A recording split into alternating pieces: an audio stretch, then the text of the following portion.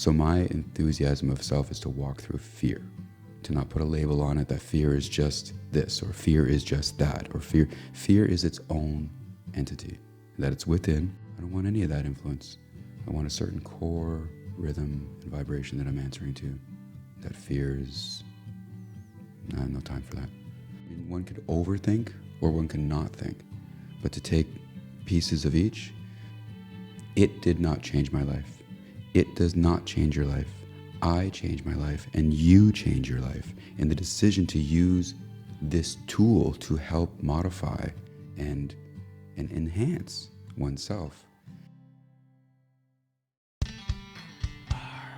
All you need, show up, pay attention, participate.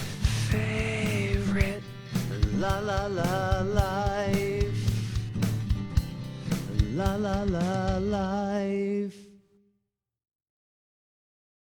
Namaste. Welcome to Your Favorite Life. I'm Jeffosaurus Rex, and my goal is to bring you conversations of growth, adventure, and creativity. Hopefully we can shine some light on your path to your favorite life. Today's guest, Michael Catania, mockingly self-proclaims as both a lover and fighter, holding an expressive, philosophical presence noted by others as eccentric and free-spirited, most especially in career choices, well-being activities, and personal fashion. When he's not working as an engineering operator or being a caring father, he finds himself participating in a wide range of communities. One of these communities, which later became a consistent lifestyle, was cold water swimming. Introduced and mentored by a Russian friend, this new path created space for self-exploration and the development of an alter ego, Ginger Mike. This episode spawned from a small adventure where Mike safely and professionally guided me through a cold water swim. We then went out for a hot chocolate and sat down to discuss the feelings in real time. Enjoy the conversation with Ginger Mike and his favorite life, here now as light. Ogopogo, you feel me? You know who's about to feel me? Jeff's about to feel me. He's about to feel me for the past 3 years, what I've been talking about.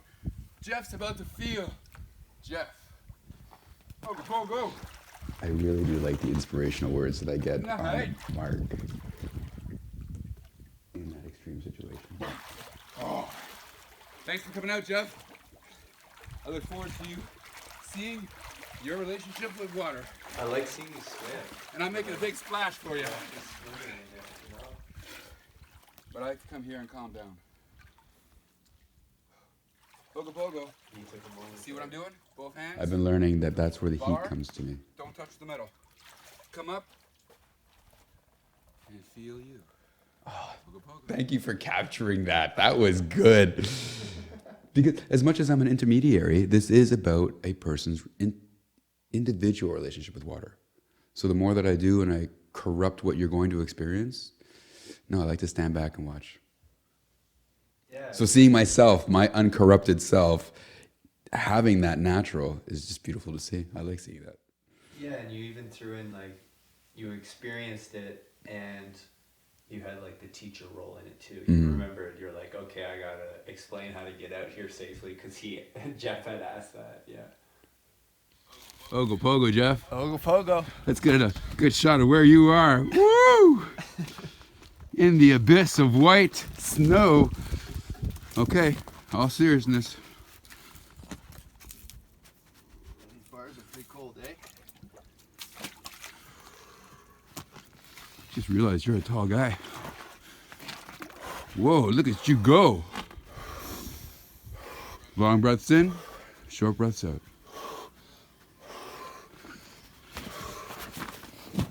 Ogopogo, Jeff. Oh, it's interesting. It's one of the most interesting things I've ever done in my life. There's a feeling. There's a feeling. Oh, what a way to cut it off. I was gonna say there was a feeling of warmth. That's what because I remember you saying that, like finding okay, cool. That was in the new definitional terms of creation that was sensational. And that's what I've been trying to do, is take away the word cold and replace it for people with, it's just a sensation. Don't define it as cold. Feel that sensation, enjoy it. That's interesting. Learn to respect it, and when the sensation is real, get out of that water. You mentioned that about the sun as well. The placebo? Yeah. Yeah, the extra. It's an extra. But when you are in that experience and you want that littlest bit of extra, that natural sunlight, although it's not maybe warm at 4 p.m. coming at an angle, the fact that it's in your eyes and you feel that goldenness creates like this warmth psychologically that you build. Yeah, so thanks so much for being here, Mr. Michael Catania. How do you say your last name? Actually, if you don't mind, I don't attend to any of those surnames. Oh, okay, yeah. So, we didn't go over any yeah. intros. So No, go it's ahead. Why don't okay. you introduce yourself? Yeah. Well, Jeff, you've invited Michael Anthony Catania, a.k.a. Ginger Mike, to sit with you for a conversation in regards to ogopogo and life purposes. So here I am. You're right. Life purposes. This podcast, Your Favorite Life, is all about growth, transformation, sharing stories, creativity, and what it means to you to be on this rock in outer space. And Appreciative of moisture. That's what I'm happy with. yeah. So why don't you start us off, Ginger Mike, and about our little adventure today. It was quite spontaneous, and then we'll get into the backstory. So yeah, what happened today? You came out and you trusted me with your life, basically. I did. I put my trust in you because I've seen you do it many times. So this guy, I can read your vibe. And Well, the fact that when we were there in that moment of trust, the last minute confusion of exactly body language, how to get out, I took that as your block. So it was like this final gesture of, well, why am I not doing this to show you? The feeling of, do I want to swim today? Obviously I want to bond with you in a certain regard of you having that experience. So it just felt intuitive to, you know what? I want to swim. I came here with the intention to swim. It's a little cold. Who goes first? Who does what? There are no rules when we're feeling out what is right in the moment. And it seemed natural for me to swim, display to you physically how to handle your confusion of possible extreme moments. And you did great. You did exactly what I did when you were coming out. Both hands on the mat, foot off the bar that wasn't going to rip off your foot. And you stood up. And that's your experience after that. yeah, what a great way of describing it. I like how you talked about blocks, like mental blocks, and you recognize that in me. Like, to be honest, the only like initial mental block was like, oh, it's going to be pretty cold, am I going to be okay in the water? And then afterwards, like getting warm. That was like it. But then you started talking about like, oh yeah, be careful when you're walking, like don't slip there. Or you were like, and yeah, don't touch the bar with your wet hands because yeah, they might not come off. And I was like, oh shit, like I'm glad you told me all this because I wouldn't even have thought about that. One thing that I've been refraining from telling people is to be hyper managerial of their stand-up moment. So instead of telling them to be worried, I emphasize on people to breathe through your moments, because the lightheadedness, the brain fog that comes from not only leaving an extreme environment, but then standing up completely erect, having your body function, for someone to potentially pass out or have that brain fog where they're a little wavy, I come in close, I'm there with the person, but I don't want to promote that avenue of fear to develop. So instead, I just shut that down with, well, once you come out of the water, focus on your breath. Focus on your activities. And in that, your brain will work, and then you'll get through the moment of over-congestion for your brain activity, and then that's where potentially people can pass out, start to breathe too heavily, hypochondriac? Hyperventilate? Hyperventilate, There's so many things that each individual can go through that I'm not prepared for because I haven't seen every human being swim on the planet. Right. So, I'm just being prepared with potentials Yeah, and learning and every you- step. Yeah, and you did extremely well with that. Like you were monitoring me like after I got out, and it's interesting. It's not just like the experience for me was I have experience with cold showers, so and I like cold showers because it's like a present moment. It puts you in the moment, and then getting in the water, extremely present, and then but afterwards, like getting out, you're still in that present moment, and it's not just about the dip. It's about being mindful of having you coach me and like, how are you doing? Like, get those gloves on, and like you're keeping me in the moment, and you're keeping me attending to my body and making sure like, cause it's not just about the dip. It's like, how do you recover? You spoke about that. Like, I never thought about that at all. I thought I was just going to get in the car and like turn on my heat and I'd be fine. It was like, I was trying to put my gloves back in my bag. I couldn't even touch the gloves because my hands they'd be like, okay. But then like I would reach to touch the gloves, and because there was a little bit of moisture, like, why don't you touch on that? Like I couldn't even, my underwear was my like $25 underwear was like stuck to the. And that is the part that actually can sometimes scare off someone who wants to try this extreme. The mentor that brought me into this is a Russian individual who spring-fed swam. So in that environment, didn't have the Canadian winter, harsh -20s. So the culture of using the coldness of the water was something that was not in an extreme way. So for you to come out into the minus temperatures where there's nothing out there but the desert, obviously we open up this life hole. We have the water freeze and thaw, freeze and thaw. That water is living in that moment. So we've taken the desert and we've brought ourselves into the desert and made a life source. It's the first time I'm saying that, actually. Really, that's so poetic. Like, So in that life source, we are regenerating ourselves, but it's also from what you saw in the blackness, the depth of the water, the black. To me, that's death. So those extreme environments, the wind, the harsh wind, can shy away from the person who wants to try this as something to have as a lifestyle. But really, you and I know that here where we live, this lifestyle is only for a month and a half. So why not make the most of the -15s, push through, get to that comfort zone, and then the other avenues of spring water or zero water, this temperature of +1, -1, that's when people can really enjoy it a bit more. And it's more inviting. It's a comfortable cold. It's a comfortable sensation, whereas you and I endured an extreme situation. So an extreme sensation. And I think we both handle it very well.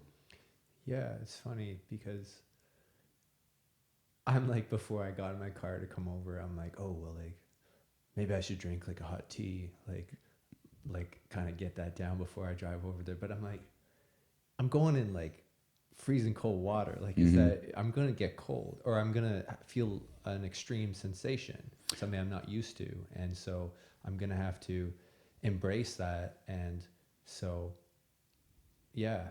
My body has become so aware of sensation that when I enter into a particular temperature and I have a mindset of intention that I'm going to swim, my body wants to release waste. I need to go pee before I can swim. And some people have made fun of me, like our joking community, trusted people. But I actually find it as my body's on point. My body knows that I'm about to endure an extreme experience, and why take waste into that experience? So the fact that I need to pee, I love it. Because then I go in, I know that I'm somewhat as pure as my body wants to be. It's something that's been new to me. I love it. Can you comment on the different colors of the water when, today it was like quite dark, and you said some days it's green, some days you probably get a yellow glistening, and like, what does that mean to you and to other people who are... It means that each swim, each day, each moment is so uniquely individual.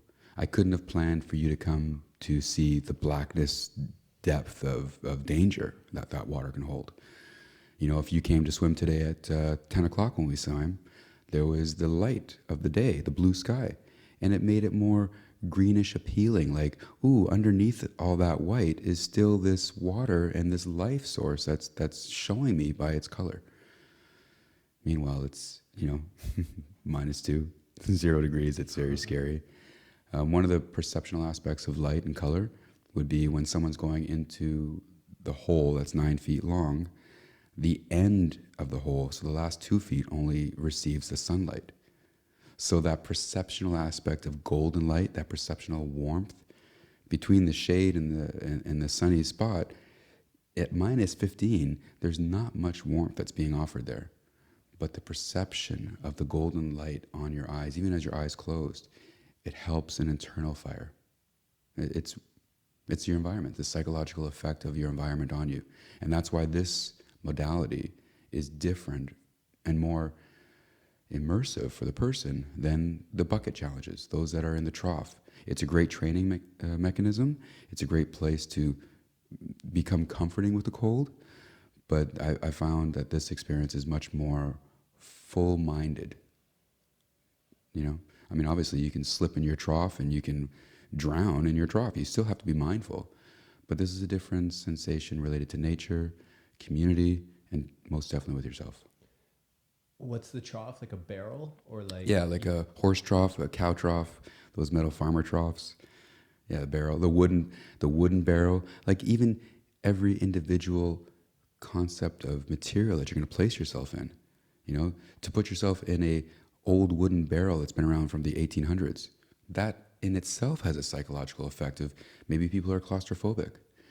One of the differences that I've noticed as I've group swam recently, so 2 weeks ago I swam with a group of 4 people in a bigger hole, and it was such a different dynamic for me. I've been swimming on my own in this 9 foot by 4 foot lap for a few years now, and in that I've grown comfort to my own relativity in that space. So then to all of a sudden make the space bigger, add a few more bodies, everything became different for me, which created a confusion. I'm in here longer than I normally am. You know, do I swim? How do I sit? Do I talk? All those things. Am I excited? Most definitely. So all those things get lapped in a way. And for the first time that I hadn't experienced in mine, so I'm swimming in mine, I'm active. In this hole that I tried with other people, I got muscle cramps for the first time. And that was just a new experience for me to deal with.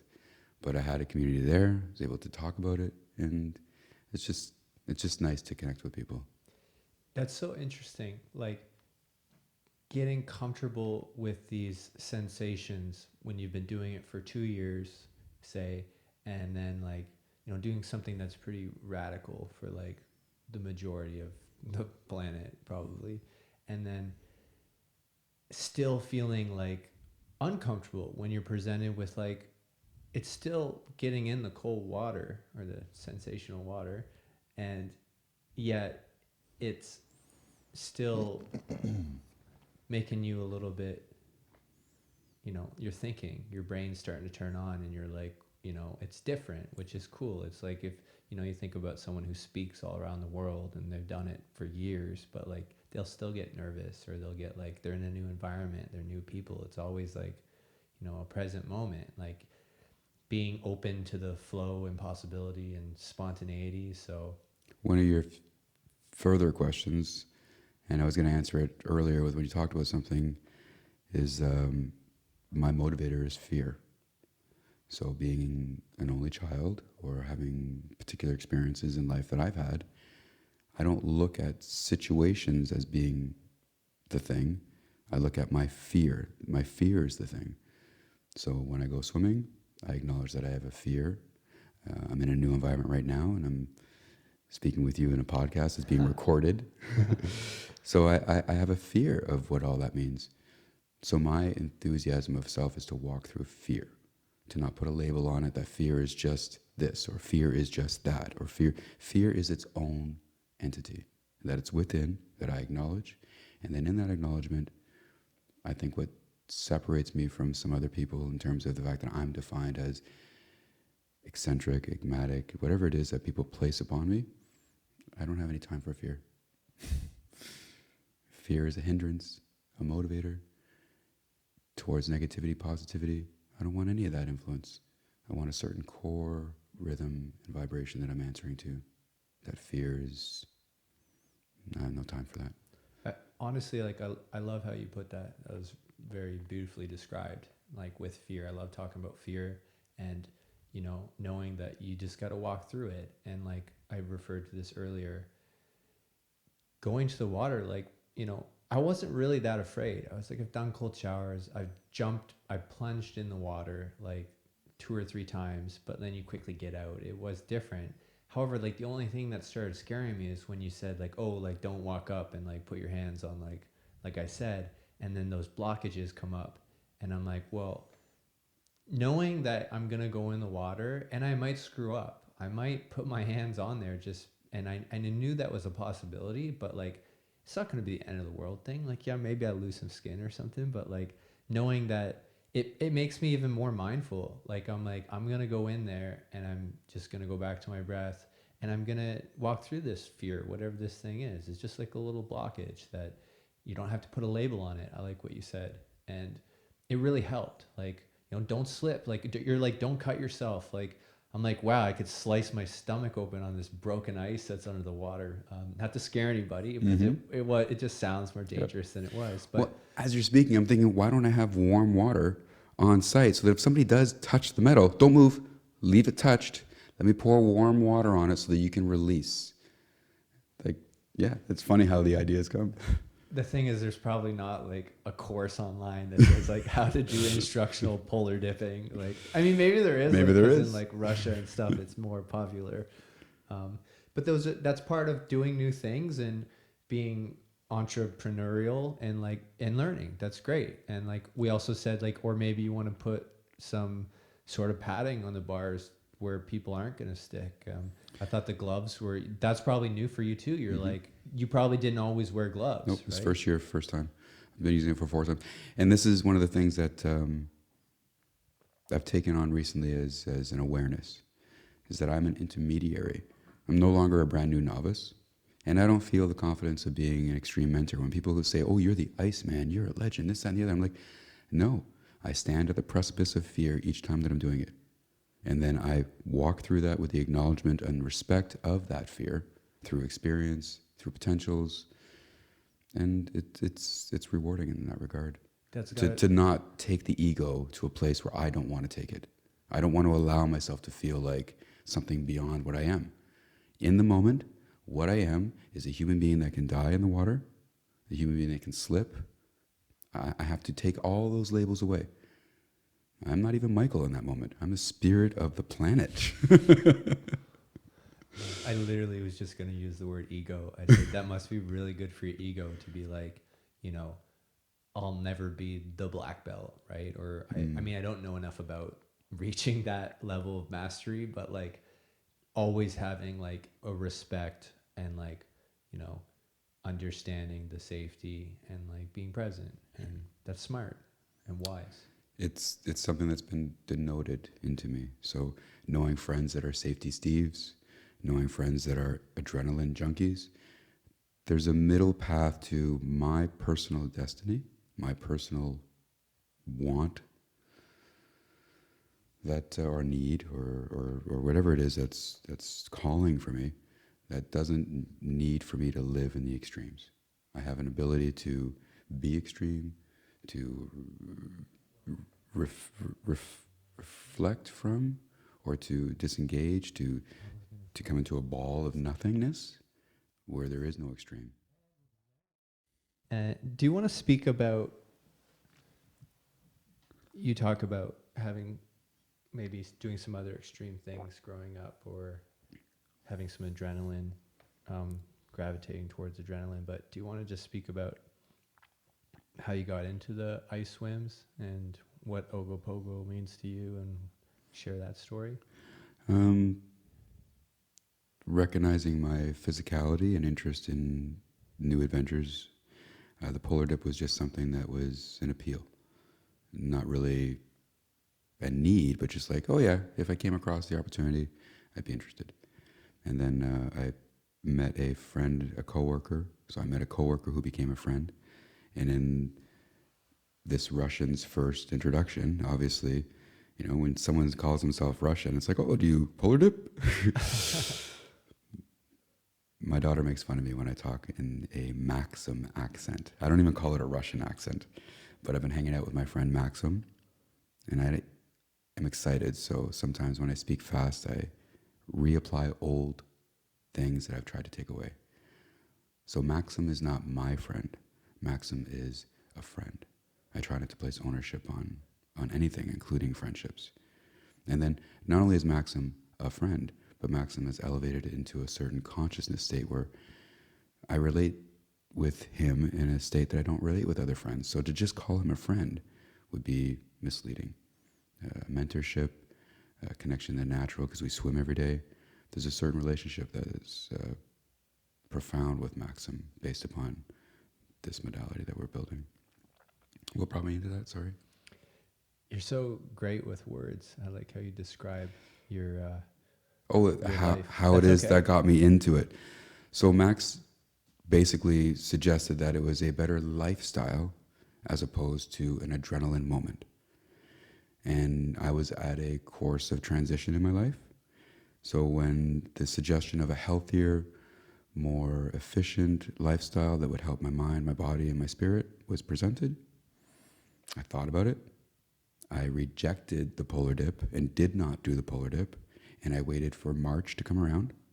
And in March, Max introduced cold water swimming. And not to say that I was hooked, but I found what it is that I needed. And then I built and built and built and built to something that I didn't even expect, which is where we are right now. Can you describe your first swim? So I swam for the first time today, and I want to know, did your fingers do what my fingers did today? No, because it was March. It was the thaw.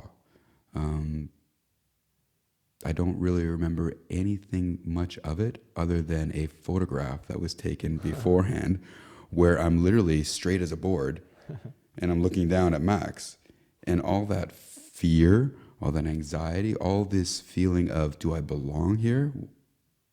It's all in that photograph. And there's something about that person that just doesn't even exist anymore. It's really... But the actual swimming, the actual in the moment, the actual everything, I don't remember any of it. It just seems to have so many swims that first one just doesn't stand out compared to the geese that fly overhead at a certain point in November, the sound that the ice makes, crinkling, the wind that's coming through the structure that we've built. Like all those things take such a stronger narrative in my life than one moment where I decided to take a step. Like, I don't remember my baby steps. Am I supposed to remember my baby steps? Obviously not. That's so true. Like, you said that person doesn't even exist anymore. That's so interesting. That's deep. And yeah, it's like sometimes we don't... That person may exist for other people in other people's realities because they don't know the transitions that I've been taking, the work that's beyond just swimming. It's beyond just the superficial aspect of what someone sees at the surface. You know, I've had one person say in their judgments, oh, you get to swim all the time. What are you talking about? There are times I don't want to swim. There are times that the question of consistency is a big question to me. Why am I doing this? And then I get to a new plateau, a new stage. I get to a ramp of energy. And I recognize that it's not just swimming. It's not just a leisurely activity. It's a lot of work to apply consistency to something that is at times extreme, motivational to others, and then also spiritually relevant. I think I mentioned to you at New Year's I wanted to go to a swim, but my personal energy did not reflect what it is that I wanted to bring to a community. So that analysis of mental health was only present because of the cold water, because of sensational aspects of living.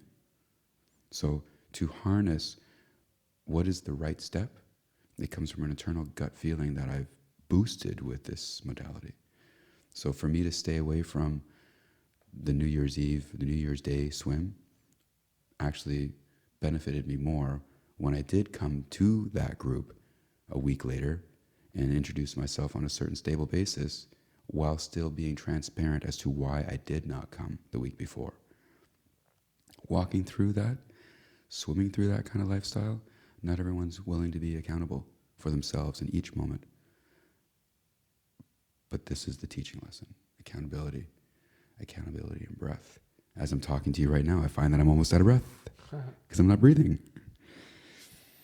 Yeah. Stomach, ribs. I have to acknowledge clavicle. kind of what you did in the car before we got here. You're like, I have to say one more thing before we go in. And like, I'm like, well, why can't we just go inside? And then you tell me, but I think you recognize like the change of the moment or something. But yeah, you acknowledge like this opportunity and thanking me, and I really appreciate that. And Well, if I missed out on Mike, I did that in the car when we got here. Yeah. And I was just gonna say, you have to. It's important to recognize. You said like, why am I doing this? Like, yeah, like it's so many numerous ways that why you're doing it, and also, I wouldn't have gone in the water if I hadn't met you. Like, I would do the community polar plunge. I've done it 2 or 3 times, and I don't really feel like I need to do it anymore. But that was a lot different, like going in there like mindfully. And so I honor like this relationship, and that you were out there chopping the ice. You had to get your axe out. You had to chop it, like, and it's not just about the dip. There's a lot that goes into it, safety, and I really respect and appreciate that opportunity, because that was I could still feel it now. Like I'm warm, but I'm like this isn't just a post cold shower. Like I know what the feeling of a post cold shower is. Like I feel like I'm literally vibrating in front of you. Like I can feel like pulsating. Yeah. Boom, boom. I feel my blood work, and that's good. So just quickly on this story, because we'll take more time to learn about Mike in a second. I want to tell you a quick story. I went to a little music concert on January 1st, and it was at Sugar Ridge. You ever heard of it? It's in Tiny Township. It's like a retreat center. And this guy was doing a concert with crystal bowls. I love it. Yeah, and this instrument called a santur. It's like from Iran, I believe. And there's like different versions of it, like in Asia, and it's kind of like, I can't even describe it, but kind of like chimes, bells. Anyway, so he's got like this santur, he's got a harmonica, he's got silver singing bowls, crystal bowls, and then he's got gongs behind him. And like, I thought it was just going to be like a crystal bowl thing, and I got there. You lie down, you get comfortable. And the first half of it was really pretty. It was like very melodic, and like he's got the harmonica going with his santur, and it's just like really pretty. Bringing you in. Yeah, it's like very colorful and pretty. And then he did that for about half hour, and like you feel so like innocent and like nice feelings. And then when he stopped doing that, and he's like a spider, he's doing it with all his whole body. He's just in it.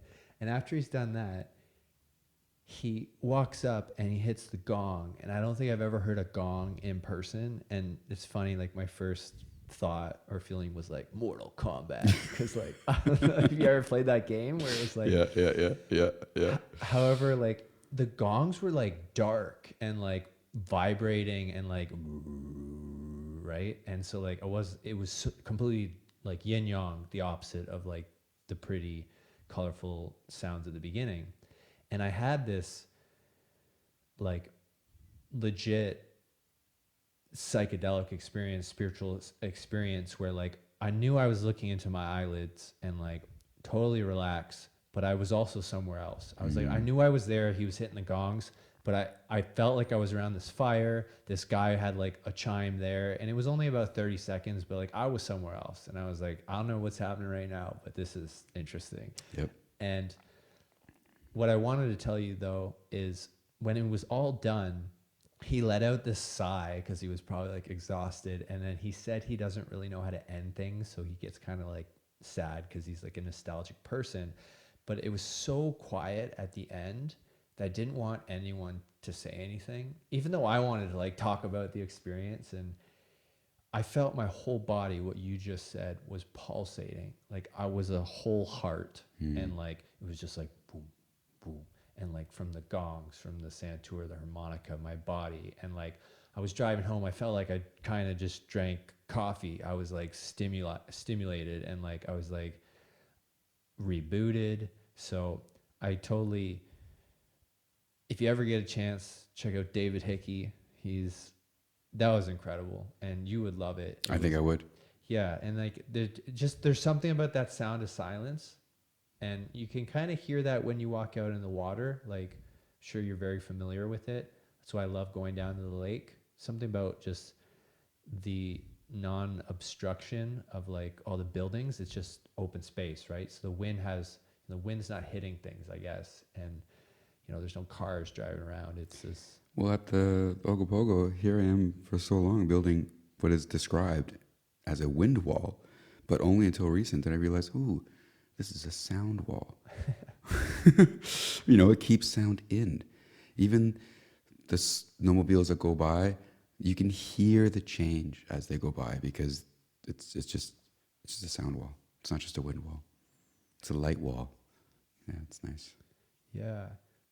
So what is ogopogo? Ogopogo is an appropriated term meant to, well, I don't know what Ogopogo itself as the term was meant to do other than create a commercial interest in what was considered a spiritual creature that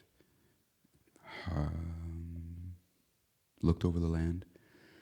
So the indigenous term Nahait was the description of an energy that's overlooking the Okanagan Valley, the region.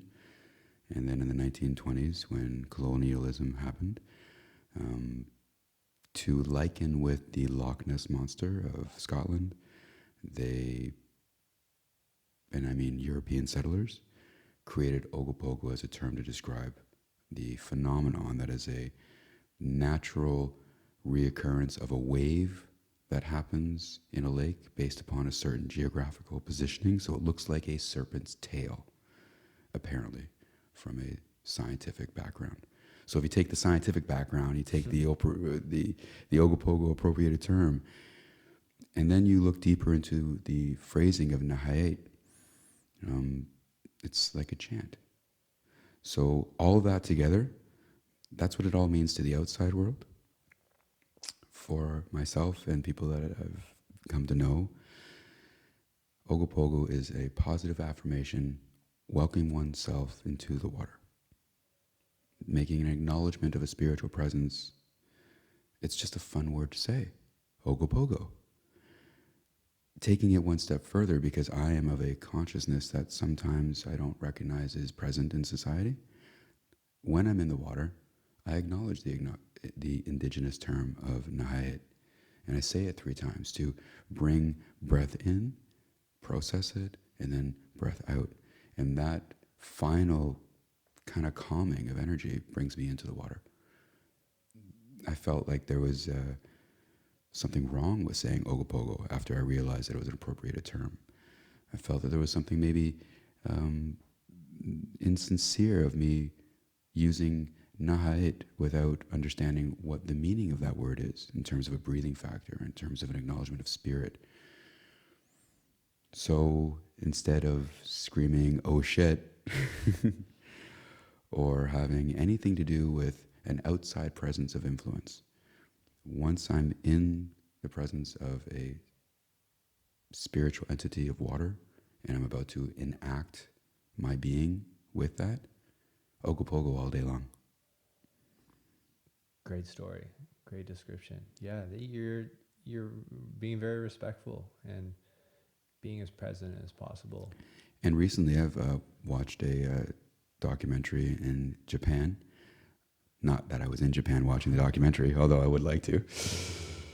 I was watching a documentary about a Japanese scientist who did experiments with positive affirmations onto water, and then the crystallized aspect of ice. I forget the exact procedure, but positive water, or sort of positive affirmations into water, produced a crystal with elaborate design. And then negative connotations into water produced crystals that were not so shapely. And then water that was left alone was completely different. So this feeling of what does ogopogo mean?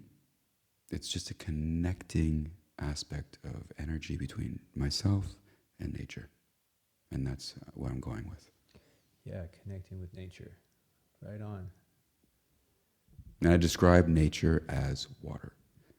You know, when you said in the beginning, welcome to this rock, and I'm like, well, I'm glad it has moisture on it, because I've been explained by another person that, you know, matter has a certain masculinity to it. Water has a certain femininity to it. Put the two together and we have a planet that seems to work with each other. Yeah.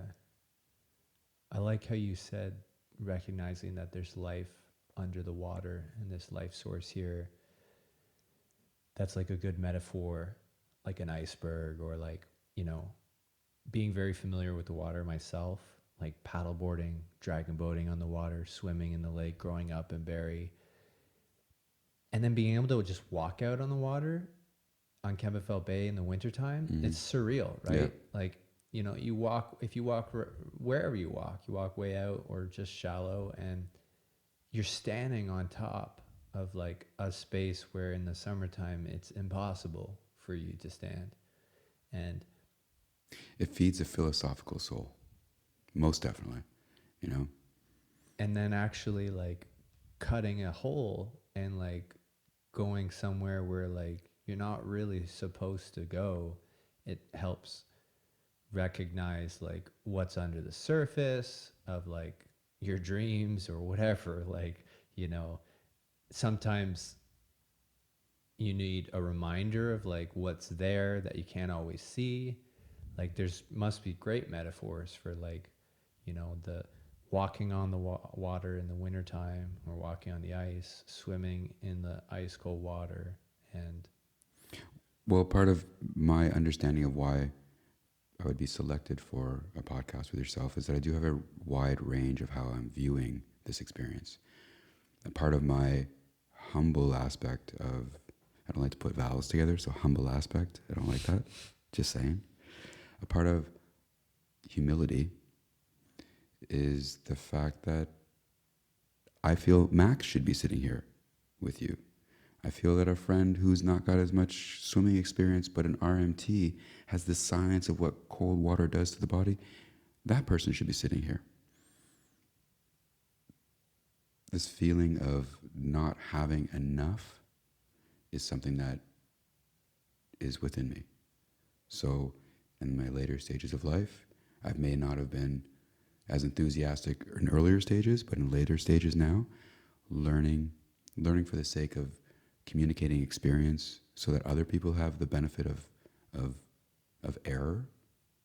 As I say, I call myself error, because in recognition of path, there's a respect for your errors. You know, they're necessary.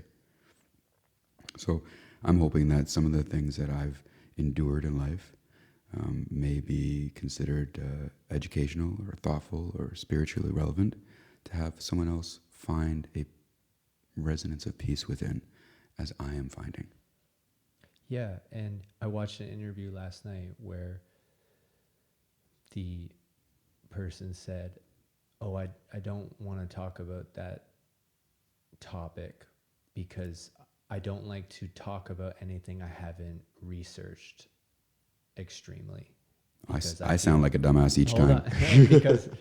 because I feel like it would be dishonest to the audience. However, like that's a different scenario. Yes. Like, you know, yes, you're like promoting it, but you're just sharing from your experience what it's meant to you, and the people who live in this area are going to be able to, and who have met you are going to be able to connect with that. And all you're saying is like, hey, I've been doing this and it's changed my life. And if you're interested, I'd be happy to, you know, share my steps, share my journey, and like, you know, let you see a little bit of the shallow end. And then if you're even interested, we can do it together too. Like you swam with me today, right? It's like you're always learning, and you don't have to be an expert. And like, at what point is one person an expert, right? You're always learning. So, Well, in that case, it did not change my life. It does not change your life. I change my life, and you change your life. And the decision to use this tool to help modify and enhance oneself is the factor that draws us to this choice. And that is the core essence. Again, vowel to vowel. I don't like it. But core being. Embrace that imperfection. Yes, I'm embracing the fact that I'm not a university, you know, scholar. But basically, you know, to allow yourself to be what you are in the moment. So to be a novice, to be brand new in every aspect of being. And that comes with humility. And I've had to learn a little humility in life, I think. Because I was once a cocky individual. Yeah, actually, that's a good segue. I was going to ask a little bit about Little Ginger Mike, and as far back as you want to go. But I'm curious to your story that I haven't really heard. So, like, you know, I want to know kind of like some significant moments in your life that started putting you on different paths. And like, I like talking about childhood because that's something that I've been trying to tap into a little bit more recently. And like, sometimes it's good to learn about our childhood from our parents, you know, or relatives who were helping raise us, and siblings, and give us a little idea of what we were like. Do you want to maybe tell us a little story of where you're from and what you were like as a kid?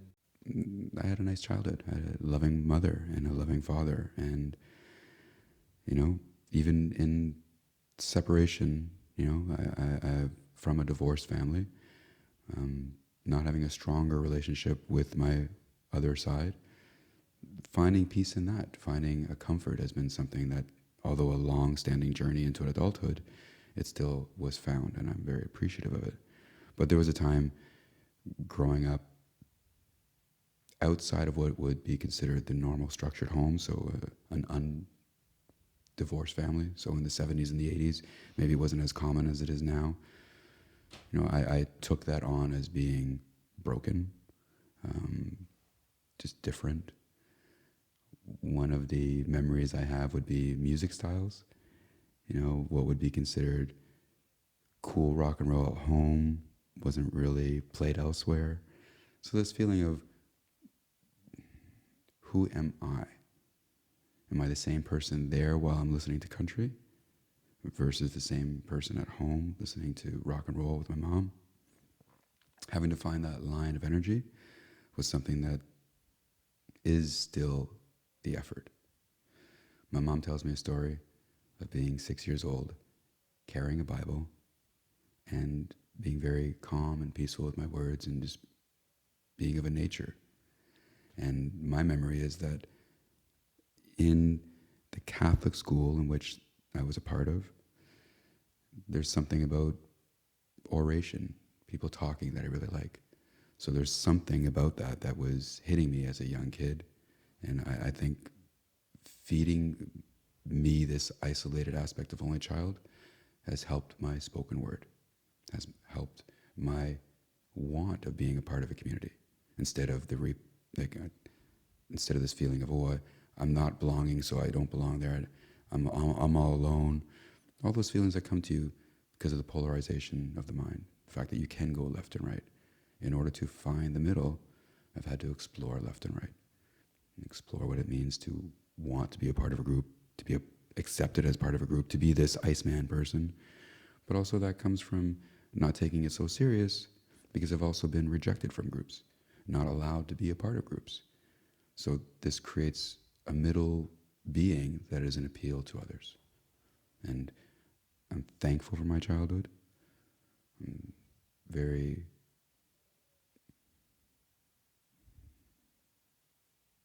I don't want to say happy.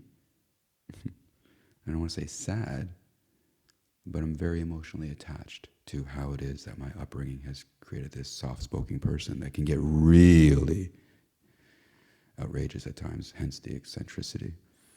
So when my mom describes a person that was with a book and walking around, I find that I have a shy personality that I don't like, so to speak. And in that shyness, I was helped to create Ginger Mike. Something that was just overcompensating for being shy. So I would apply extra ego just to compensate for the fact that I was actually shy and nervous. And then, like anything, you know, the ego is more appealed to people at times. So the Ginger Mike character seemed to grow and run. And now that it's kind of gotten beyond myself, in a certain regard, I'm finding out who this light is without Ginger Mike, or even who this light is without the identity of Michael Catania, the Canadian. You know, all these political factors that are happening in 2021-22 has really made me appreciate that I am of an eccentric character. So I can feel left and right, and the middle seems much more profound to me. Hence, cold water swimming, sensational living should be the middle path for everyone. Great stories. Yeah. Not that I'm telling everyone to do it. That's so interesting. Like the middle path. Yeah. Like in exploring both sides. And especially if you come from a upbringing that went really well, and like sometimes people don't get to explore the other side, and like traveling did that a lot for me, and just spending time with different people, different ages, different cultures, and then you kind of become this blended light, as you like to refer to yourself like that. Well, the blended light comes from also a dark light. So even all of this glorification of an experience, there was still a darkness in which that I needed to explore. So with an unfulfilled notion of physicality or connection or acceptance, in union with another, I made mistakes, or I chose a path that caused energy fluctuations into universe. Again, O and U, vowels together. But basically, all jokes aside, after a 19-year relationship with a wonderful individual and a marriage, there was a divorce. And as I'm speaking about a marriage and a divorce, I'm getting a call from my daughter. Yeah, we could pause. Is that we touched upon my daughter's phone call and marriage and divorce, and me saying that swimmer person doesn't exist anymore. Becoming a father and all the relationship changes and within, so the relationship with myself changes becoming a father. It's been one of the most telling aspects of my influence into the world. So obviously, influencing a life so directly has created this understanding that I influence others, not just because they're my daughter, but because I have that power. So becoming a father gave me a sense of power, and as I'm becoming more this entity of man, because I identify as a man. I think the word power probably has like a negative connotation. Like we're like, oh, you don't have power. It's like controlling. However, like there's a sense of like a good side of power, and When to knowing lessen Yeah. Sorry? When to lessen. So when power is not there, when you have to take power away from yourself in order to have someone else's power influence you. That's part of fatherhood that's been really learning for me now, is that there's so much that I'm going to learn from my daughter, from her experiences in life, from our interactions.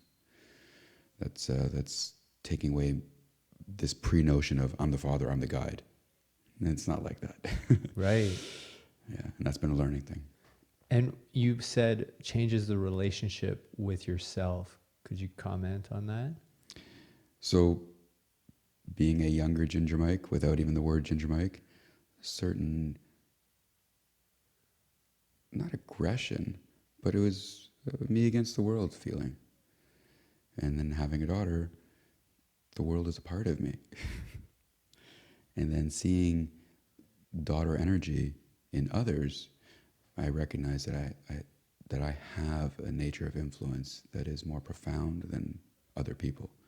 So for me to nurture that part of myself has been something that is the here and now. So when I was doing my first time swimming, I don't remember it so much because I didn't think that it was going to influence anyone. My daughter was present, so I was influencing her. That's what I remember. She was there. This feeling of becoming ogopogo, this whole thing, no, it didn't exist until the feeling of influence took over. And it's like, oh, wait, you're influenced by what I'm doing? Well, here, let me refine it for you. Let me show you the benefits and the pitfalls. And then finally, I've had this unique experience of seeing an ogopogo. So as I was describing the ogopogo to you and all this and all that and the scientific tale that's in the water, no. Supernatural, unexplained experience occurred for myself and a friend in which we saw something that was undescribable in a certain regard. July, 7 years ago, where we saw this black object in the gray water submerge, and as we saw the submerge, we heard swoosh, and it sounds like this fairy tale but we stood back from the dock's edge because we saw something real, and it gave us real tingles. And it was like, what was that? I don't know. What was that? I don't know. What time is it? 3:04. 3:04? I got naked. Write that down. No. I got naked and I got in the water. I collected the energy of whatever this supernatural experience or this moose in the water or sturgeon fish, all the things that have been explained, Kempenfelt Kelly, whatever it was, it gave a motivational presence beyond the explained. And then that influenced someone else to call us ogopogo. And then that reference beyond the explained became influential. Where every time we heard the word ogopogo, we would laugh at ourselves. Because did we really see it? Is that something that was real? And then now, how that word influences others, when it related to what it is that I'm doing, I'm feeling like I'm more than self. So I'm acting with a better sense of self. And it's something that started as a father, I think. Not that I'm a father to you, but I believe that I fathered an experience for you today. I walked you through something as a guide. For sure. And also I'm a little effeminate. You know, I do recognize the sensitivity, emotional self. So I do have a nurturing aspect of being that is, I'm not going to say maternal because I didn't give birth. But I have given birth to ideas and concepts and notions of energy. I was literally just going to say that. Yeah, giving birth to what you can physically give birth to. And I'm going to go deep for humor of everything. yeah. Recently started nude yoga. Okay. Yeah, And, let's get into it. Yeah. I've been to Germany, and I'm used to the different ways. Well, I'm very, very new to it. I've only done 3 classes, and I haven't had a chance to discuss this with my yoga instructor into depth, but we did some Qigong, and there was a moment in the shaking and the bleeding of self into yourself in which I became aroused. And I jumped out of myself. I literally stopped what I was doing because the association of arousal is generally with sexuality or a blood flow of reaction. So, I mean, I've had reactions of excitement, physical excitement from eating food. Oh, me too. So this feeling of, okay, well, it's still pleasure. So I'm from a pleasure zone, enjoying something that wasn't activated from a certain want. So a hard-on for me is usually generally related to the want of sexuality. So here I was, completely nowhere near sexuality, and trying to escape from attachment to my body in that regard. And then my body reminded me, hey, wait, no, I'm still something that's separate from your mind, and here I'm going to respond. And I was offended that my mind attached sexuality to it. So I jumped out of the moment, lost my heart on, lost my connection to the spirit within, and I was disappointed in myself. This is the new step for myself learning as to how my body is not something that's supposed to lead the way. It's mind, heart, spirituality. But the body, the physical response to the body, I don't believe that that's supposed to lead the way. So, for instance, if it was just the need for me to swim because I needed to escape my life and it felt physically good to just swim, I think that's the wrong reasons to escape to swim. I don't know, yoga and breathing and this detachment from this physical being that you see is something that I'm working on lately. And I like it because it's a wonder. But at certain points when you're trying to be humble in your being, it's just a weird relationship having the world look at me. This feeling of the world's looking at me. Is the world applying sexuality onto me because I'm having what is defined as a sexual response? Yeah. So it's just something that I'm working through as to, if my body is frustrated, does that mean that I have to be frustrated? So the breathing and the learning of self is, at 47, I'm trying to really hone in on these next 3 years of getting in touch with myself so that 49, the 7th stage of living, is something that's much more rewarding to myself to be beneficial and rewarding to others. So that when I am having a physical reaction of a heart-on, it's something that's understood as to why am I having it. And when I want an excited member of activity for sensual response, it is there. So believe it or not, without the intention, sensational swimming, the cold water zap to your body, is something that I have found enhances my blood flow, circulation, and I'm happy with my response physically to cold water swimming, spiritually, mentally. It's a full package as I'm dealing with this full package within that's so confusing, this weird body as my instructor defined it. The helpful agent from Sarah Jane, thenakedyogi.org, was the heart beats, the lung breathes, and the mind thinks. I don't need to attach to the thoughts that come to the mind. And I don't pay attention to every single heartbeat that happens. Although I am becoming much more mindful of my breath, there's a certain mindfulness that's creating a routine of respect for my breath.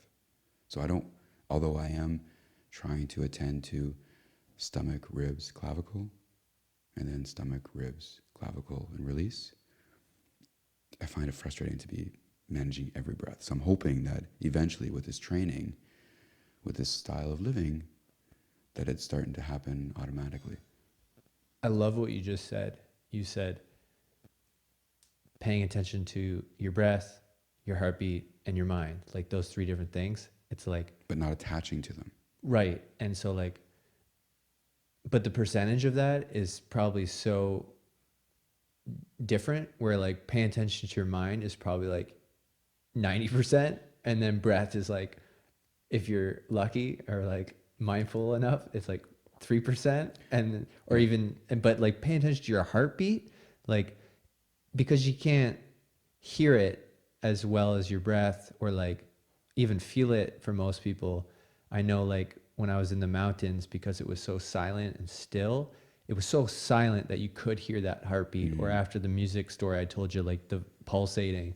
So I think that's such wise advice. It's like we listen to our mind all the time, and it's good to do that and good to take breaks from it, but not just listen to your breath. Like next level, like try and tune that out and just pay attention to your heartbeat. Well, you being able to control your heartbeat and lessen the anxiety that the heartbeat is feeding the rest of your body is beneficial in the moment that we had today. If you were to just listen to your heartbeat and focus on your heartbeat, you would have been going a million miles a minute, because your heartbeat's like, what's going on here? What's going on here? And you're going to respond that way. Same thing with your initial breath when you get in the water. If you allow your breath to control you the entire time, and you're going to be, I need out of this water. So to take control of all those things, even can take control of the thought, I don't need out of this water. I see other people do this for 3 minutes, and I'm wanting to get out at 30 seconds. I'm not going to listen to that thought. I'm going to let that thought pass. I'm going to find a different analysis. I'm going to use all three. I'm going to use my breath. I'm going to use my beat and my heart. I'm going to use all these things. I'm going to use my mind. You know what? All three are aligned. Now's the time to get out. Yeah. I'm surprising myself sometimes with just how it is that I want to slow things down and get through life. Yeah, like this moment right here, like I'll take a 3-second pause just to, we're here right now and we're doing this podcast, we're present. And, sometimes I catch myself running down the stairs to I'm like, why am I running? Just it's quicker to get up the stairs, I have a significant story, a real one. 40 flights of stairs. I was eager to go get my phone, and I'd never had such an injury as I'm about to tell you. I got to the 39th flight of stair, and sure enough, that's where I flipped. And I hurt myself. I remember hurting myself, and I'm like, oh yeah, no problem. I'm okay. I limped to the car to get my phone. I remember reaching for the door handle. That's all I remember. I asked my body to do too much in a pain management situation. So I was putting away the pain of the ankle, the fall against the concrete, and I was like, oh yeah, it doesn't matter. I need to get what I need to get to. My body stopped me. I woke up to flakes of snow falling on me and a door wide open. And I was like, wow, whoa. Got my phone, I called for help, and I got someone to help me. I got my ex-wife to help me very compassionately. And it was a learning lesson to listen to all those factors, not just the one, the mind telling me I got to get the phone, or the body telling me just stop and just bear down and just stop everything. The spirit of humility. Oh, I'm down. I'm out. This doesn't spiritually feel very well. This is a low end. All those factors together. I don't want to rush down. I don't want to speed down. I want a pace where I acknowledge every step. So that 40th step, that 39th step is just as important as that first step. You do that well with your words, I can tell. And isn't it like, you probably heard this, if you're not feeling good, if you're feeling depressed or tired or you just feel crappy, it's good idea to check in with your mind. What are you thinking about? Is it what you need to get done that day?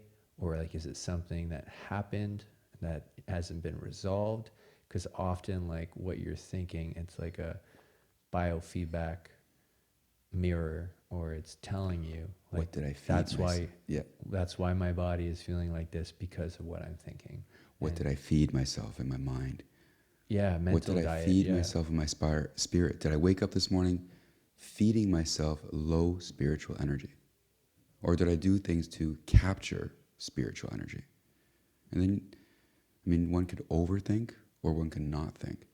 But to take pieces of each, I think that's what helps us relate, you and I, we're both on that idea of what does it mean to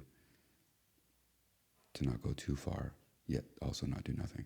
Find that middle ground, like you said. Yeah.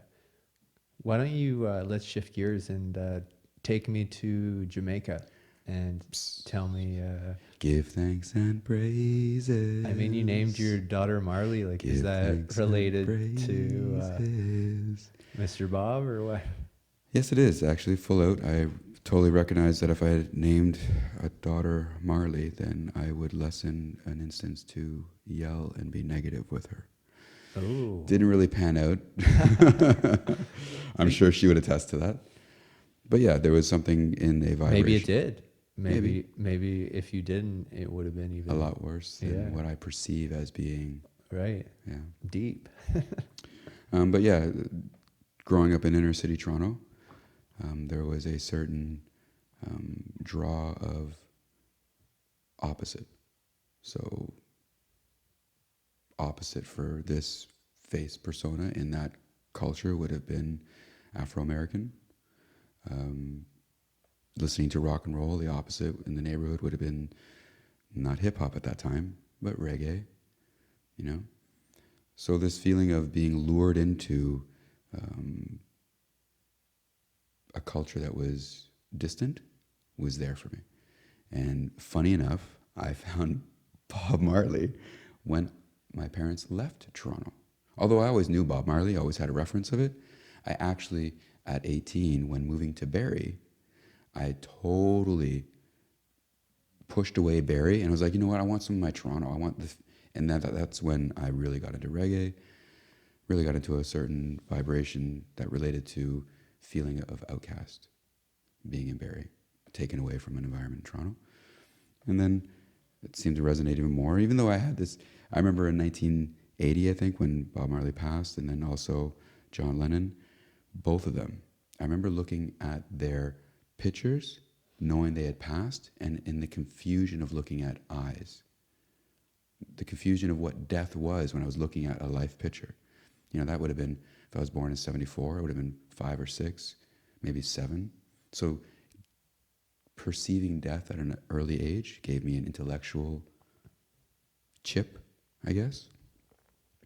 So always knowing who Bob Marley was, always knowing who John Lennon was, having this influence right there waiting for me, it had to be me that accessed the true benefit of what that figure would offer. So when I moved to Barrie, I really took on a certain energetic flow of what does it mean to have reggae. And then that stayed with me. And when I had a chance to visit a place on the planet, Jamaica was it. And in that experience, a lot of my inner city, not trainings, but inner city growth, learning about being punked off, that benefited me in Jamaica. Not being lured down into the wrong street, having the confidence to listen and learn, walking on the lit side of the street versus the unlit side of the street. You know, going to Jamaica and not being in a condo protected environment, but being in the city, having to walk through the city to get to the tourist space. It really was an eye-opener as to how I was developing into a world citizen long ago without even knowing it. So growing up in Toronto favored an opportunity to marry an Argentinian, develop a best friendship with a Colombian. I can go on and on. But there was something about getting to Jamaica and feeling my inner city roots, that I am not this Caucasian face that is always first judged. And that has been an appeal for me, I guess, when I met Maxim at 40. I had never met a Russian, but all of a sudden I was prepped all my life of culture conditioning to be the one person who was like, yo, Russian Barrie guy. You've just met someone who's willing to see you beyond this Barrie resident who is a foreigner of Russia. I see your soul. And Maxim and I have really, you know, blended on that consciousness level of I am different. He is the first individual on, and this is the first, what I can't believe I forgot this, but Max's compliment on my first swim. So you're asking what I truly remember of the first swim? Max turning to me and saying, "You, Mike, you are like world citizen. You are not like these Canadian zombies." I don't say that as a negativity. I say that as a reality. And I don't say that as like it's just in Canada. There are individuals, groups, entire persons of unity that want to disengage,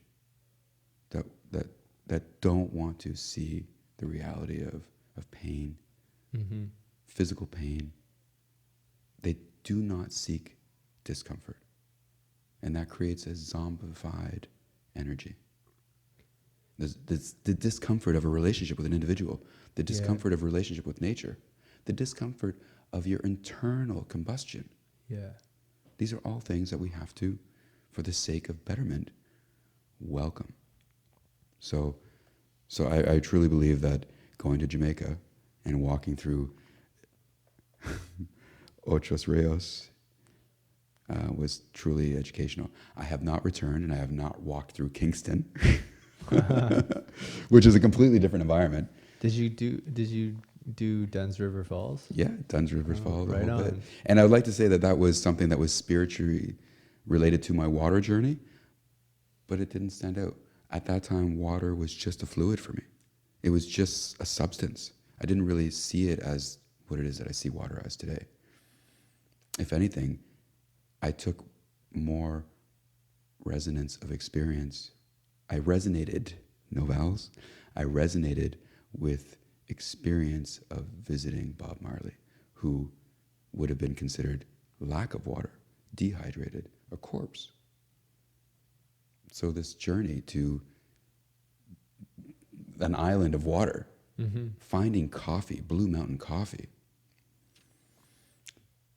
all came from this relationship with death. Wow. Wanting to visit Bob Marley. Crazy. I don't know what it is about like other cultures, and I know exactly what you're talking about, where I can't speak for Canada as a whole. Like even when a Russian is saying that, he's lives in Ontario, like in a small city, and I do it all the time too, where I try not to generalize Canada, because like with a lot of the indigenous culture, like they dance, they express themselves, they have ceremonies, they are acknowledging pain and things like that. And whereas, because we're like this blended nation, but we're kind of like reserved here. Like I went to the Russian banya in Mississauga, and like we're sitting there drinking tea, and there's these Russians that are just like having the best time ever. I'm like, I guarantee you it's nobody's birthday party. This is just a Living Saturday. Yeah. They're just like, it's like you're in the Caribbean. Like in the Caribbean, they're like shouting, they're telling stories, people are talking over each other, right? And like I talked about this in the last episode, where sometimes with good listening, like, you don't want to interrupt. Like you wait till the person's done talking. But some cultures, like, dating or being married to someone's from Argentina, you said. I didn't know that. So she was from Argentina. Like she's probably got this Latin fire a little bit in her, I'm sure. And again, I'm generalizing, but that's my association with Latin culture. I'm sure not everyone from Latin has this like fire in them, but yeah, there's something about being Canadian, and not everyone, I have to keep saying that, but you know what I mean. It's like we're stereotypes apply but aren't rule of law. Yeah, and I think like, I got in the sauna the other day, and this guy came in. I won't say like what type of person he is. I don't know how to describe him. Like could have been from India or something. I don't know. And he came in and he was like, "Oh, what's up, brother?" And then like we chatted just briefly. And I'm a pretty open person. Like I like to have conversations, and I like to break the ice. And like, because it's like, are you gonna go in an elevator and like just look at the person and say hi, and then like don't make eye contact, and like, hey, I'm a guy. It's a bit different being male. Wait, and like, as per 2022, that is the requirement, please. do not speak to another person. Please put on your mask and look the other way. Right. Yeah. It's like, it's like elevator may not be the best example, but like if I'm going to be, and you don't always have to talk with the stranger. Yep. I mean, I hate, that's a terrible word, stranger. And like, however, like, you know, you're both existing in a space together, whether it's on the elevator or you're in line, you're in a long lineup. And like, yeah, maybe you want to read your book, listen to your podcast, or just relax and not think about anything.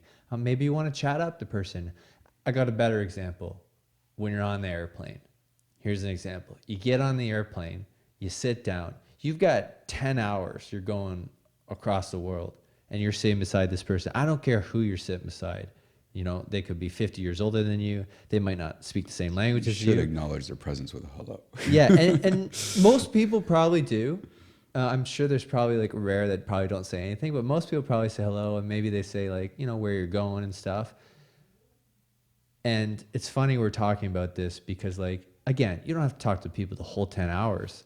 Now, if that plane starts going down, like that person, and you crash on an island or something, like that person's going to become one of your best friends and like survival partners. So you're going to bond. And so I think like, I don't know where I got that drive from, probably a past friend who passed away, who was very social. And like, I remember him saying, Jeff, go talk to that girl. And I've been shy at the time. I say, oh, like, why? And he's like, because you can.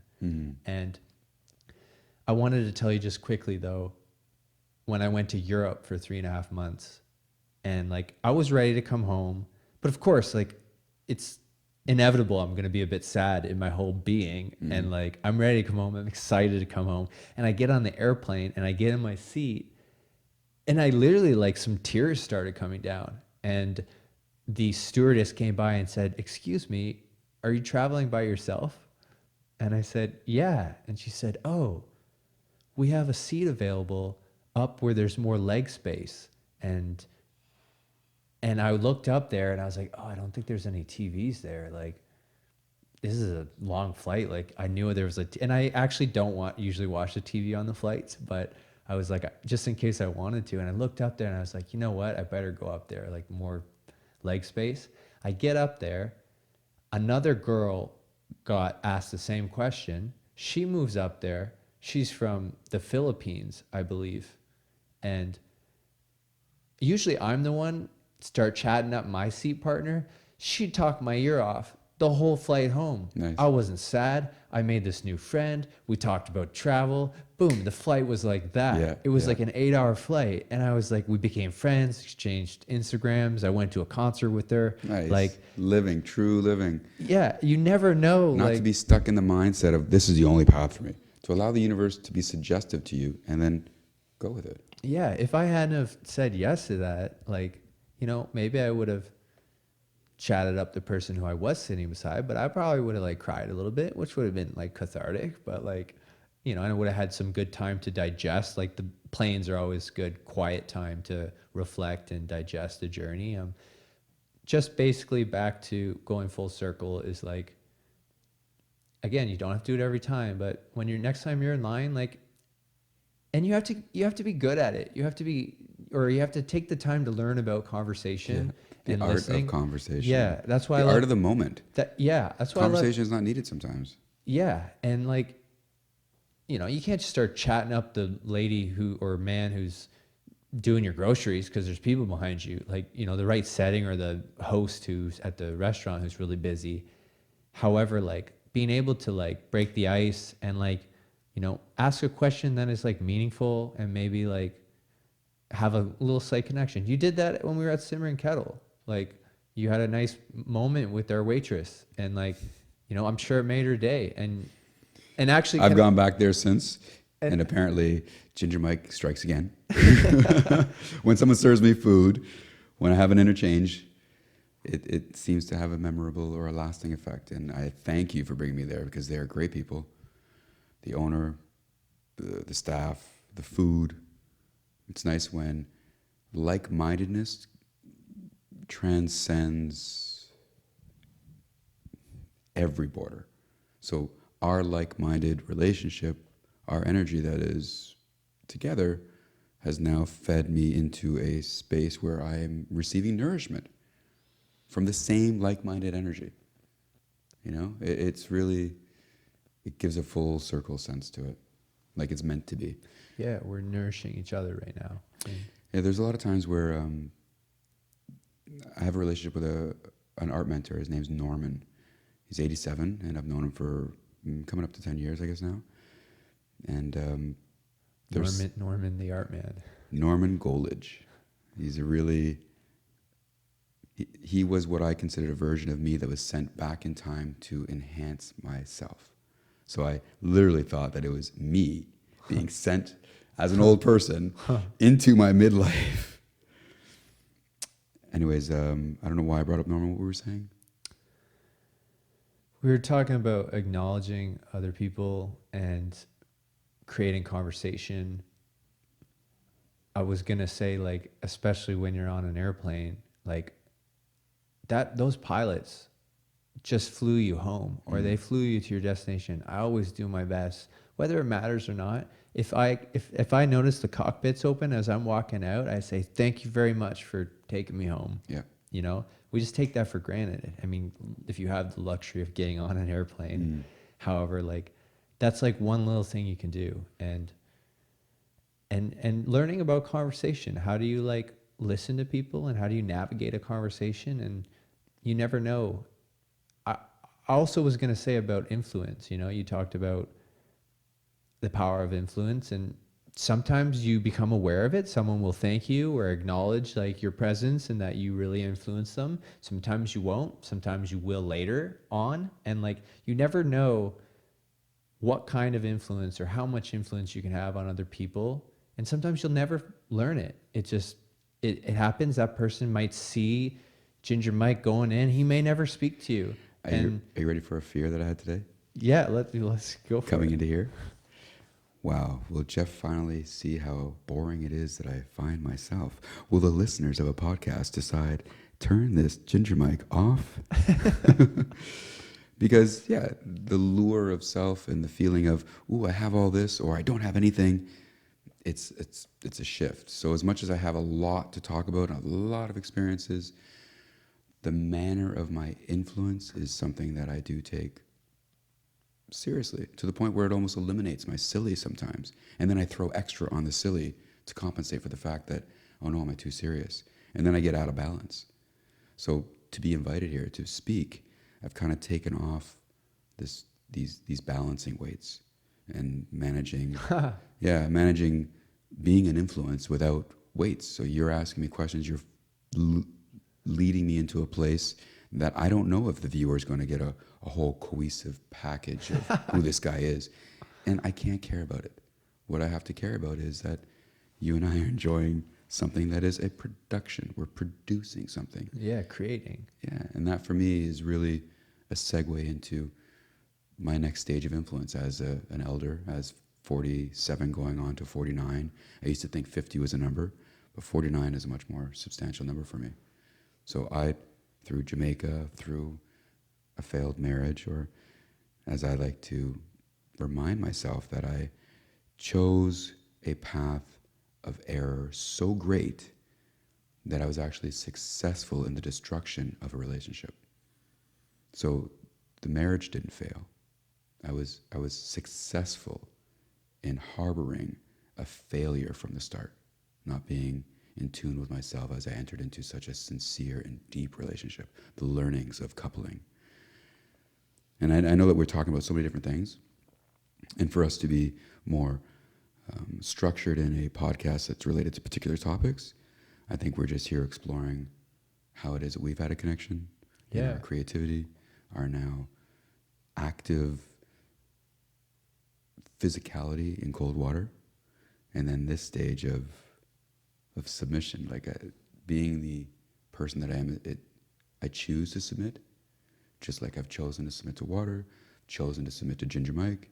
It's been something that's been like, I'm going to trust Ginger Mike. What? But I'm doing that because so many people have trusted the Ginger Mike character, from a ride to a concert to an energetic conversation. And for that, the Ginger Mike, the Michael, the asshole, whatever it is, there's a light here that has been described to me as an intermediary character of learning. So it's not about the cold water. It's not even about me. It's just this light that is willing to be vulnerable. That is the most exciting thing to watch with anyone. How does vulnerability shape the reaction of this person? Oh, wow, they're singing. How does vulnerability shape this person? Oh, wow, they're offering love. This has become what I think is more of a destined purpose to myself, to others, an allowance of love. It's great that you are so well connected in community and you can create these relationships and share and bond. Oh, there's haters. Lots of them. There always will be, I guess. And I like what you said, taking the balance weights off. That sparked a trigger for the Eat, Pray, Love movie or the book. There's a part, I don't know if you ever seen that movie, Eat, Pray, Love? You know, this woman goes to Italy and then India and then Bali, and she just got divorced and she's trying to find her way. And, you know, she is able to find balance in her life with her meditations and everything. And she meets this guy who's like the guy of her dreams. And he's like, come on, like, I got a date set up for us. We're going to go on my boat and go to this island, have a picnic. And she's like, I can't. I got to go do my meditation. I got to, you know, keep this balance. And there's this line in the movie about, you know, sometimes you got to let go of that balance in order to grow or to exactly what you're doing now. You applied that balance weight at a time when you needed it. And here you have grown and you're still using that balance weight, which is actually furthering an imbalance because you've grown out of that weight. Right, the weight just changes. Yeah, you don't actually take it off. You just. There's two movies that I thought about while we were speaking, because it's a matter of what's influenced me and what I've influenced. A long, long time ago, Apocalypse Now was a great one. Stanley Kubrick films, Star Wars. There's a lot of things, but recently, My Octopus Teacher. It's a great movie. And Finding Ferdinand, I think, is the phrase. It's about a person who seeks the director, Ferdinand, from a long time ago. Anyways, both those movies have allowed me to recognize that the influence is really important to pay attention to. The influence, again, two vowels together.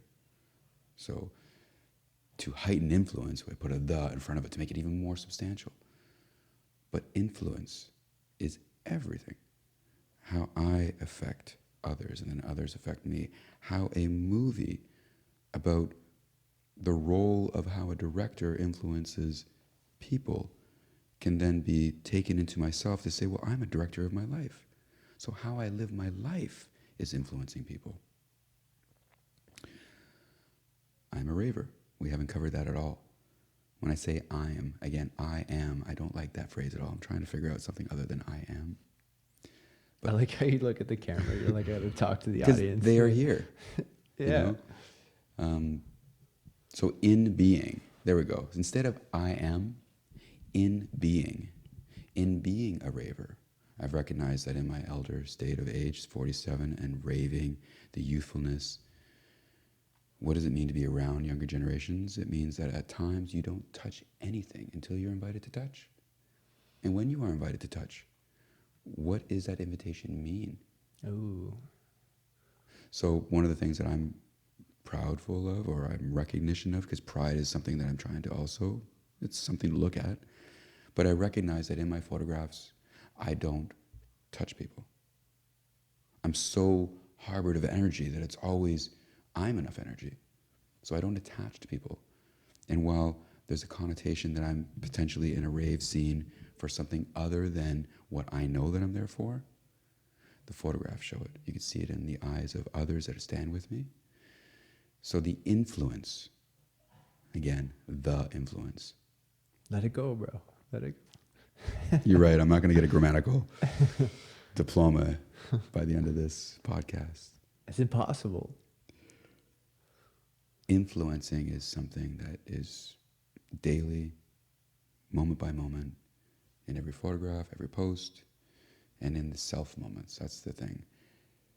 After watching this is going to be extra, but after watching a documentary on water, I don't want to pee down a toilet. I don't want to pee down a toilet because I don't want to send water molecules that have memory, water molecules that are alive, into such an abrasive, unhealthy network of pipes, chemicals. Why would I want to do that to water that has lived me, that has sustained me for whatever it is? The water's in me for a day, 2 days, however long that things pass through me. It sounds like the silliest thing. Why am I worried about wastewater? But it's still water. It's still a part of me. It's still living. Is this documentary called Water? This documentary is called Influence. Really? I don't know. No. What's it called? What you said you watched a water documentary? Oh, The Secrets of Water. The Secrets of Water. Yeah. Is that the same where they talked about the thinking? Then oh, interesting. Okay. It's the same one that I have to rewatch because there is, again, these vowels, man, they're getting me. An opportunity to be interviewed is also at my doorstep. I introduced you to Christian from Uncovered Barrie. And in that interview, because it's more focused particularly on the ogopogo and the swimming, I want to bring out some quotes from Michelangelo. Michelangelo, I never knew, had a relationship with water that's profound.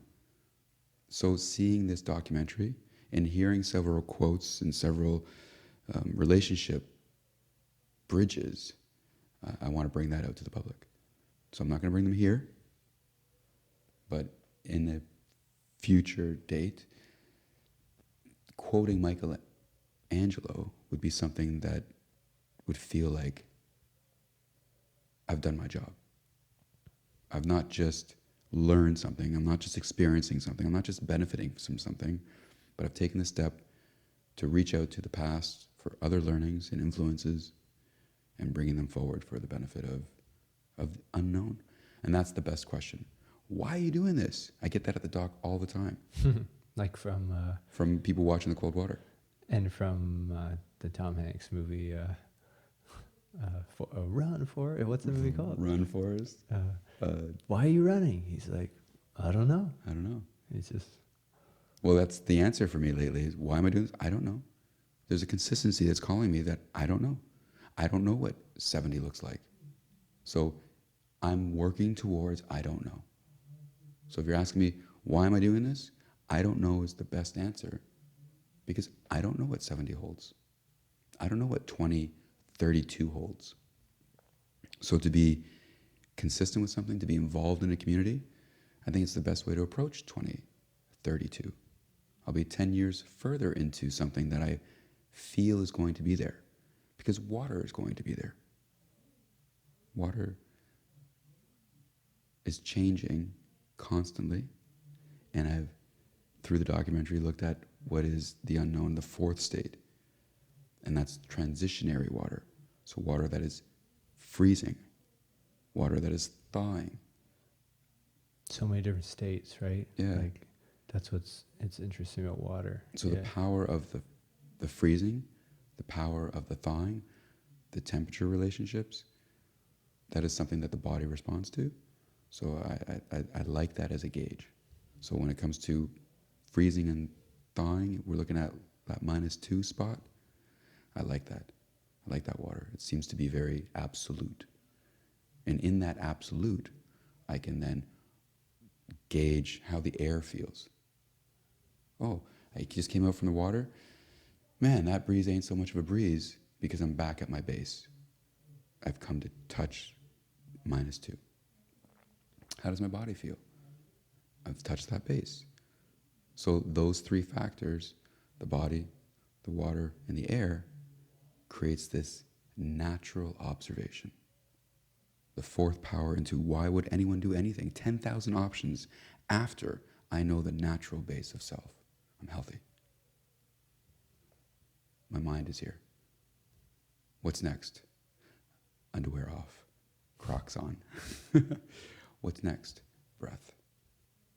You know, all of this simplification of existence. Yeah, you couldn't have said it. You couldn't have said it better.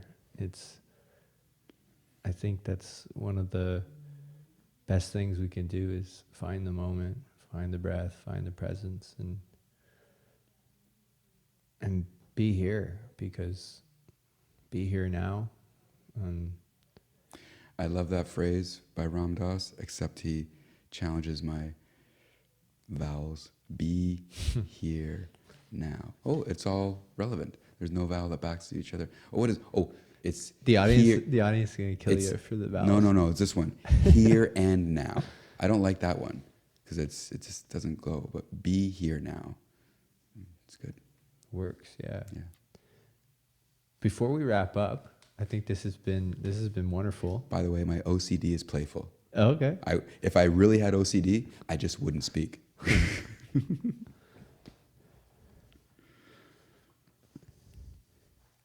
I was going to say, you mentioned Michelangelo, and we were talking before the podcast about Tecumseh on the wall, and just how I feel like it's not as represented, like Indigenous culture isn't as represented in the Barrie community, and I'm sure like other southern parts of Canada maybe, but in the north for sure. But something about like if you're making quotes from Michelangelo or just sharing Indigenous stories or things that, you know, Indigenous ways, and it's nice to verbally bring it to life.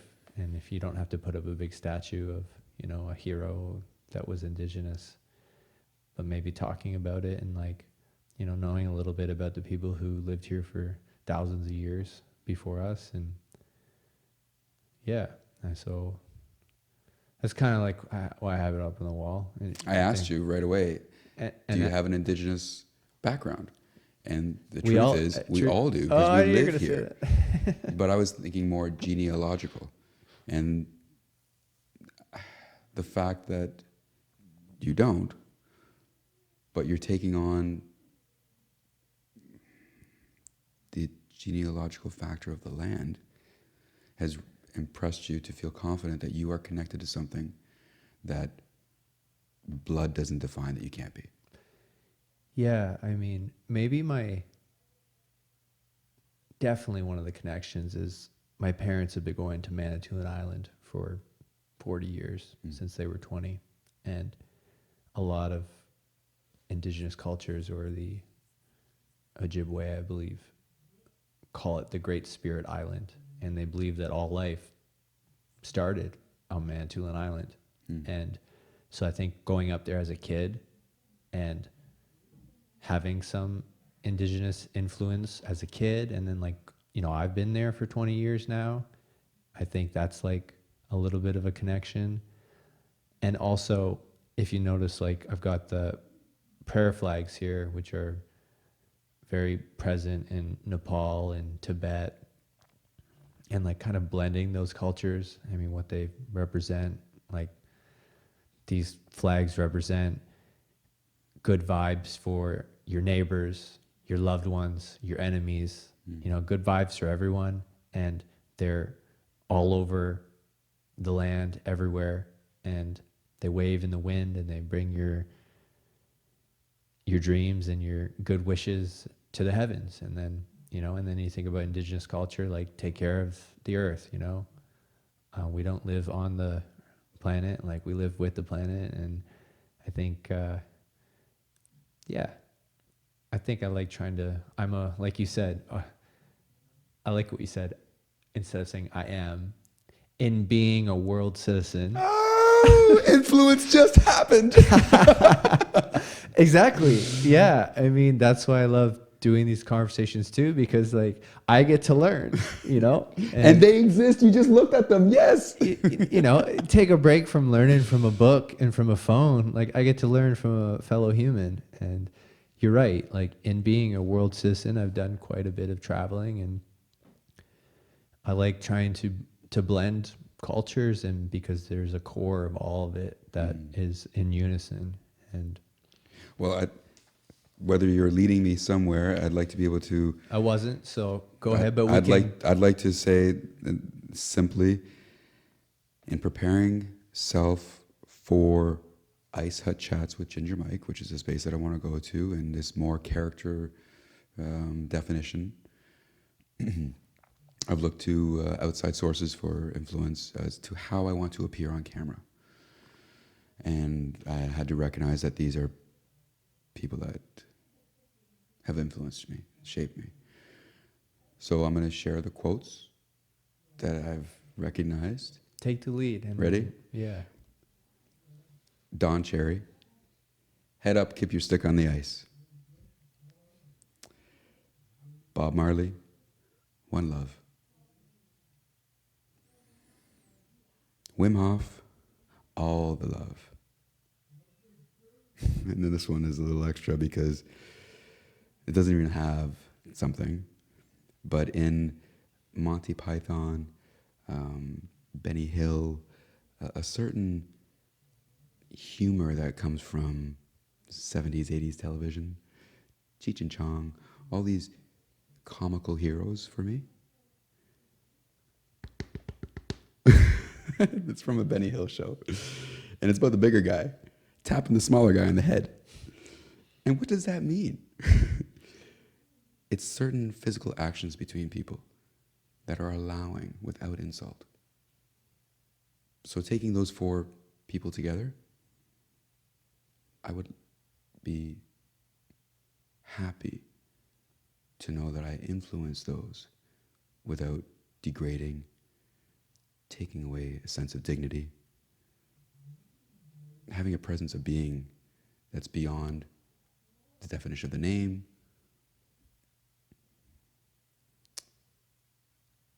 Yeah, there's so many people. Yeah, that was very beautiful. And the thing that Norman, art mentor, it's a great day for living. Any day above ground is a good day. Well, days underground are good too. Because that's where we are. We are underground. We're not at that level of out there on the surface of the world. We are on a harmony that is suppressed at times. For sure. Acceptance, peace, Expression. everything. It seems like it's underneath a crust of superficiality that it's just all good. No, it's not just all good.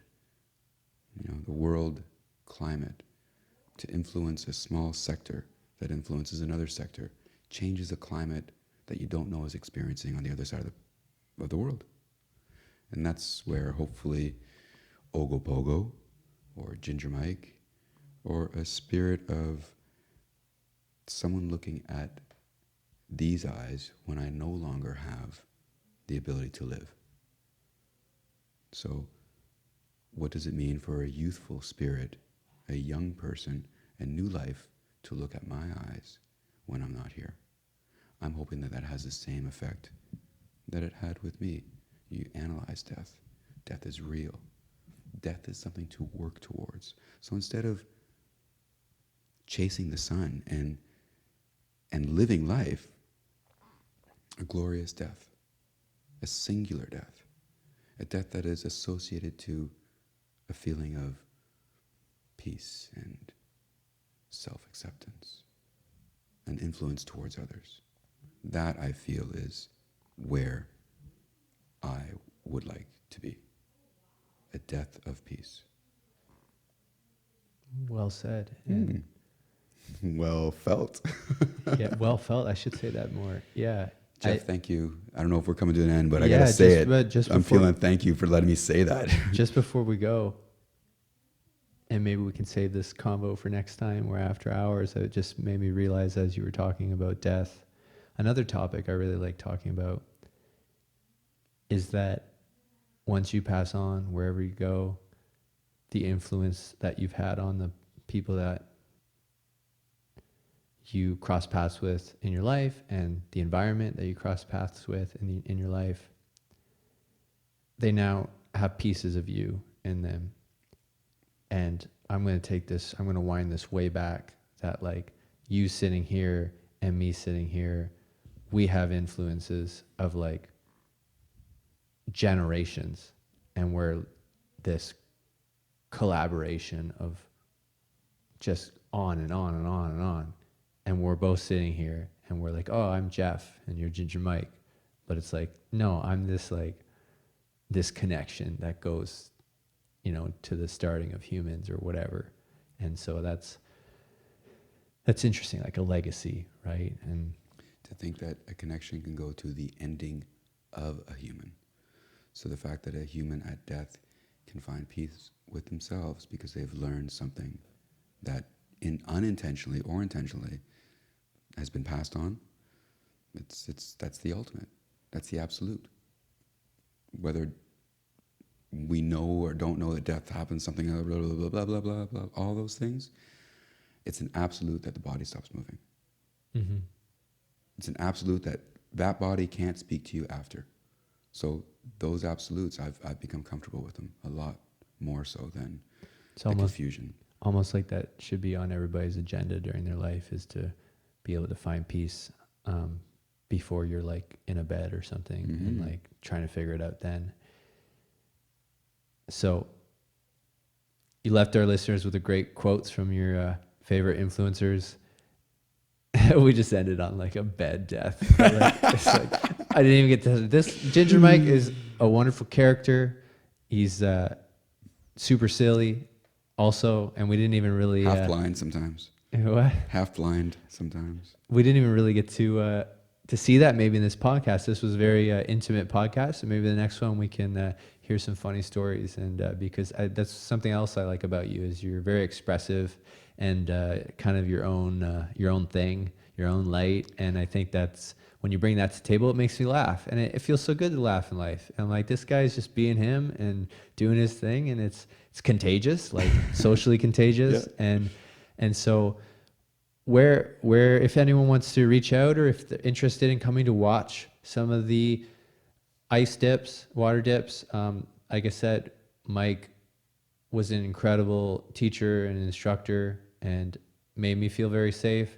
I would highly recommend watching first and knowing like what to be safe about it is. But if anyone wants to reach out, what's the best way to? At this time, I have an Instagram. It's GingerMike07, and that's just a thing. Ogopogo Life on Instagram is a thing. Ogopogo Life Association would be a group that's forming at Dock Road Park in South Barrie. And it's growing. It's growing. I've had people come from Aurelia, from Toronto. I'm having travelers, people in Brazil watch and promote, Belgium. It's been very surprising, the reception. You found one of your things. Yeah. So keep watering it. You gotta stop on that one.